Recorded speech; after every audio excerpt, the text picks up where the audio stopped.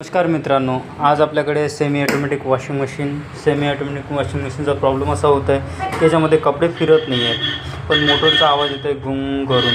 तर आपला प्रॉब्लेम काय आहे? आपला प्रॉब्लेम असा होत आहे की मशीनचा जो बेल्ट आहे तो ढिला झाला आहे, त्याच्यामुळे मशीन फिरत आहे पण आपलं पल्सेटर फिरत नाही आहे, त्याच्यामुळे प्रॉब्लेम आला आहे. तर आपण मशीनचा बेल्ट चेंज करणार आहे, आपला प्रॉब्लेम सॉल्व्ह होऊन जाईल. ठीक आहे, धन्यवाद. अशाच माहितीसाठी आपल्या चॅनलला सबस्क्राईब करा.